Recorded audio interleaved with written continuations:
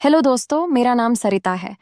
मैं 30 साल की हूँ और मेरी फिगर ऐसी है कि लोग अक्सर मुड़कर बार बार देखते हैं। मेरी कमर पतली है और ऊपर नीचे सब कुछ ठीक ठाक है। मैं एक छोटे से गांव में रहती हूँ। मेरी शादी हो चुकी है, लेकिन पति शहर में नौकरी करते हैं तो मैं अकेली ही घर संभालती हूँ। उनकी कमी मुझे बहुत ज्यादा ही महसूस होती है।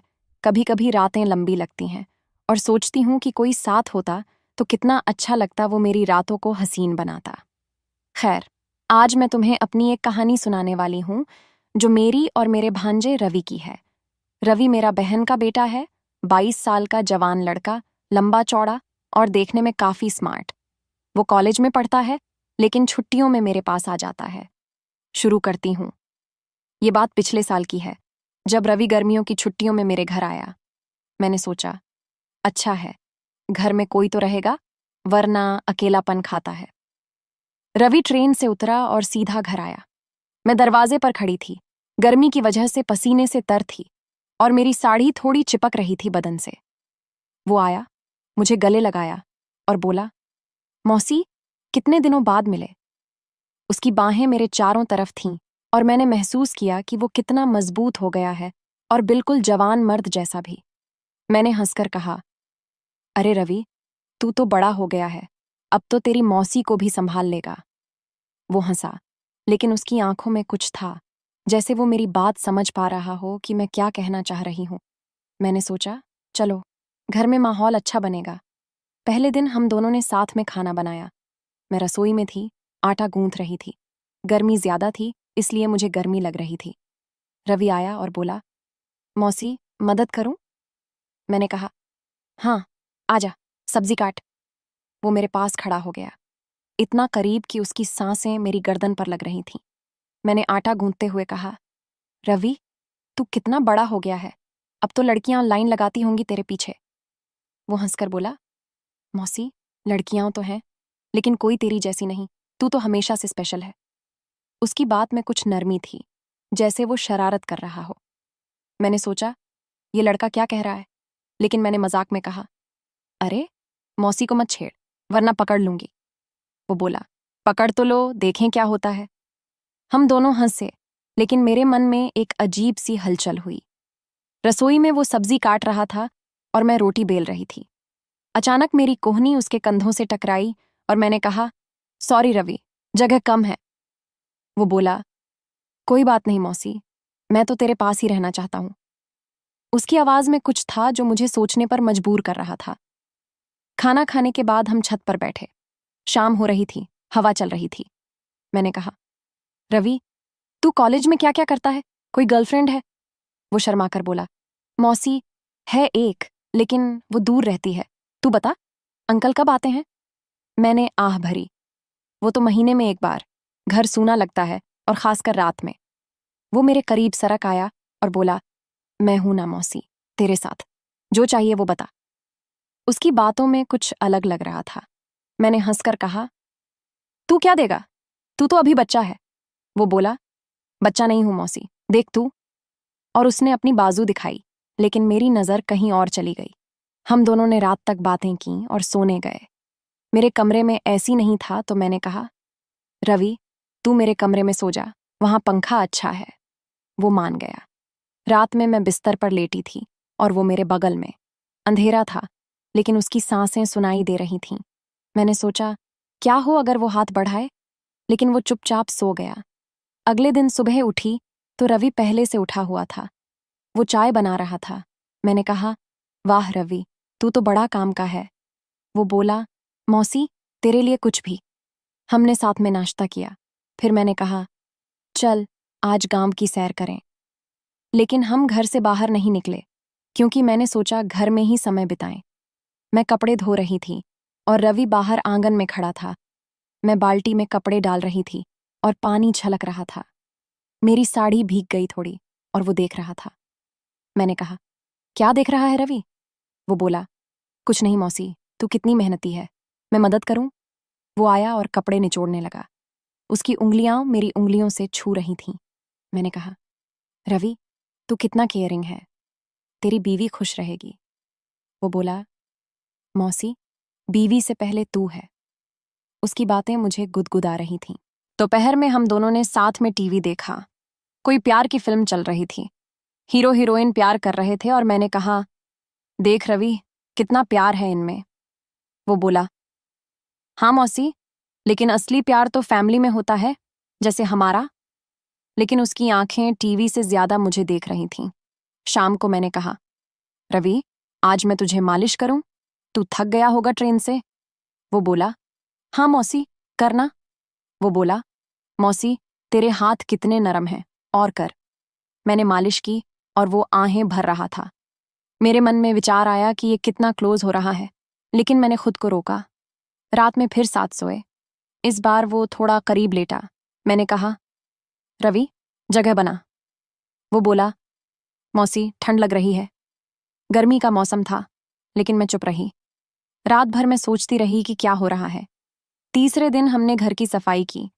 मैं झाड़ू लगा रही थी और रवि पोछा कर रहा था। मैं नीचे झुकी थी और वो पीछे से आया। मैंने कहा, अरे सावधान रवि। वो बोला, सॉरी मौसी, लेकिन तू कितनी फ्लेक्सिबल है। मैं हंसी, लेकिन अंदर से गर्मी महसूस हुई। दोपहर में मैंने कहा, चल रवि, हम कुछ गेम खेलें। हम लूडो खेलने लगे। हर बार वो जीत रहा था और बोला, मौसी, अगर मैं जीता तो तू क्या देगी? मैंने कहा, जो तू कहे। वो बोला, एक चॉकलेट। मैंने हाँ कहा और वो जीता। उसने मुझे अपनी माँ की तरह गले लगाया, लंबे समय तक। मैंने कहा, बस रवि। लेकिन वो बोला, मौसी, कितना अच्छा लगता है। शाम को हम बालकनी में बैठे। मैंने अपनी जिंदगी की बातें बताईं, कैसे शादी के बाद अकेलापन है।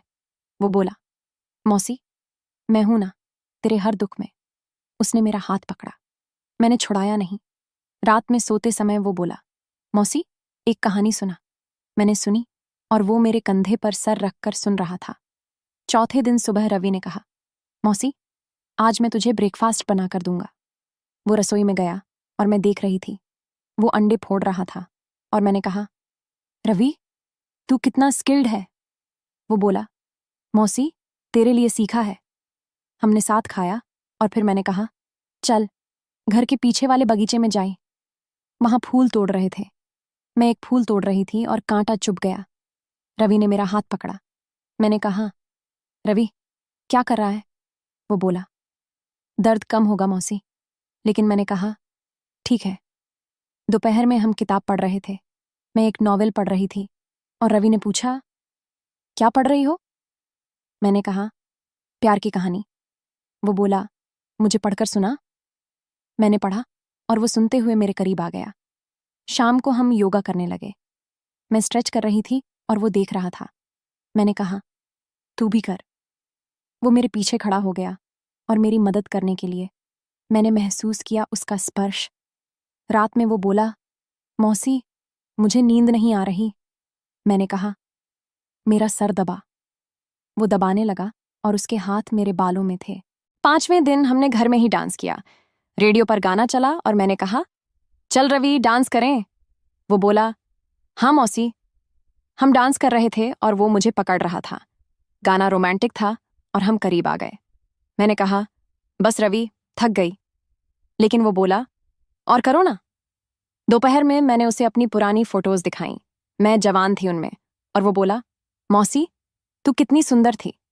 मैंने कहा, अब भी हूं। वो हंसा। शाम को हम चाय पीते हुए बातें कर रहे थे। वो बोला, मौसी, अगर मैं कहूं कि मैं तुझे पसंद करता हूं तो? मैंने कहा, कैसे पसंद? वो बोला, सब तरीके से। मैं चुप रही। रात में सोते समय वो मेरे पैर दबाने लगा। फिर कहा, बस। ऐसे ही दिन बीतते गए। हर दिन रवि करीब आता लगता था। उसकी बातें, स्पर्श, सब में कुछ था जो मुझे उकसा रहा था। मैं सोचती कि क्या हो अगर हम लाइन क्रॉस कर दें। लेकिन मैं मौसी हूं, वो भांजा। फिर भी माहौल गर्म होता जा रहा था। एक दिन हम घर की अलमारी साफ कर रहे थे। मैं ऊपर चढ़ी थी और रवि नीचे से पकड़ रहा था। वो देख रहा था। मैंने कहा, नीचे देख रवि। वो बोला, मौसी, तू कितनी सुंदर है। मैं नीचे उतरी और उसने मेरा हाथ पकड़ लिया। हम दोनों एक दूसरे की आंखों में देख रहे थे। लगा जैसे कुछ होने वाला है। लेकिन तभी दरवाजे पर दस्तक हुई। पड़ोसी आया था। दूसरे दिन रवि ने कहा, मौसी, आज मैं तुझे सरप्राइज दूंगा। वो बाजार से कुछ लाया, लेकिन मैंने नहीं देखा। शाम को वो बोला, आंख बंद कर। मैंने की और उसने मेरे गले में नेकलेस डाला। मैंने कहा, ये क्या रवि? वो बोला, तेरे लिए। मैं खुश हुई और उसे गले लगाया। उस रात वो बोला, मौसी, मैं तुझे कभी अकेला नहीं छोड़ूंगा। मैंने कहा, तू मेरा भांजा है, हमेशा साथ रहेगा। लेकिन उसकी आंखों में कुछ और था। धीरे धीरे छुट्टियां खत्म होने लगीं। रवि उदास लग रहा था। एक शाम वो बोला, मौसी, मुझे तेरे बिना अच्छा नहीं लगेगा। मैंने कहा, मैं भी। वो मेरे करीब आया और बोला, क्या हम कुछ स्पेशल कर सकते हैं? मैंने पूछा, क्या? वो चुप रहा। रात में वो मेरे बगल में लेटा और हाथ मेरे कंधे पर रखा। मैं सिहर गई, लेकिन हटाया नहीं। सोचती रही कि क्या होने वाला है। आखिरी दिन रवि ने कहा, मौसी, मुझे कुछ बताना है। मैं डर गई। वो बोला, मैं तुझे बहुत प्यार करता हूं, लेकिन जैसे मौसी को। लेकिन मैंने देखा कि तू अकेली है, तो मैंने सोचा तेरे लिए कुछ करूं। मैंने कहा, क्या? वो बोला, मैंने तेरे लिए एक लड़का देखा है, मेरा दोस्त, वो तुझे खुश रखेगा। मैंने ये सब इसलिए किया ताकि तू समझे कि प्यार क्या है और अकेलापन दूर हो। मैं तेरे भांजे से ज्यादा कुछ नहीं। मैं स्तब्ध रह गई। वो बोला, मैं जानता था कि तू सोचेगी कुछ और, लेकिन मैं बस तेरी मदद करना चाहता था। मैं रो पड़ी। उसने मुझे समझाया कि असली प्यार ये था। रवि गया, लेकिन अब मैं खुश हूं। उसने मुझे सिखाया कि परिवार का बंधन कितना मजबूत है। और हाँ, अब मैं उस दोस्त से मिली और जिंदगी बदल गई। उसके बाद रवि ट्रेन पकड़कर चला गया। मैं रोती रही, लेकिन उसके बताए उस दोस्त राहुल से मिलने का मन बनाया। राहुल रवि का कॉलेज फ्रेंड था, अच्छी नौकरी, स्मार्ट, और रवि ने कहा था वो मुझे खुश रखेगा। पहली मुलाकात कैफे में हुई। राहुल आया, मुस्कुराया और बोला, मौसी जी, रवि ने तुम्हारी इतनी तारीफ की है कि मैं खुद आकर्षित हो गया। हम बातें करने लगे, कॉफी पी, हंसे। उसकी आंखें रवि जैसी ही थीं, गहरी, शरारती। धीरे धीरे हम मिलने लगे। वो मेरे घर आता, खाना खाता, रातें बातों में बीततीं। लेकिन असली झटका तब लगा जब 1 महीने बाद राहुल ने अपना फोन छोड़ा घर पर। मैंने चेक किया, गलती से, और वहां चैट्स थीं रवि के साथ। रवि लिख रहा था, यार, मौसी फंस गई ना, अब तू एंजॉय कर, मैंने तो पूरा सेटअप किया था। वो अकेली थी, मैंने चालू किया, तू खत्म कर, शेयर कर फोटोज। और राहुल, ब्रो, थैंक्स, वो कमाल की है, तेरी मौसी नहीं, हमारी अब। मैं स्तब्ध रह गई। रवि का वो परिवार का बंधन वाला ड्रामा, सब झूठ। वो शुरू से प्लान कर रहा था। छुट्टियों में वो क्लोजनेस, स्पर्श, बातें, सब मुझे उकसाने के लिए, ताकि मैं राहुल के लिए तैयार हो जाऊं। और वो नेकलेस राहुल ने ही चुना था। रवि कभी मौसी का केयरिंग भांजा नहीं था। वो एक शातिर लड़का था जो अपनी मौसी को अपने दोस्त के साथ शेयर करना चाहता था। मैंने राहुल को किक आउट किया, रवि को ब्लॉक। लेकिन अब मैं अकेली हूं, पर मजबूत। और हाँ, अगली बार कोई आए तो मैं खुद ट्विस्ट दूंगी, सीधा थप्पड़।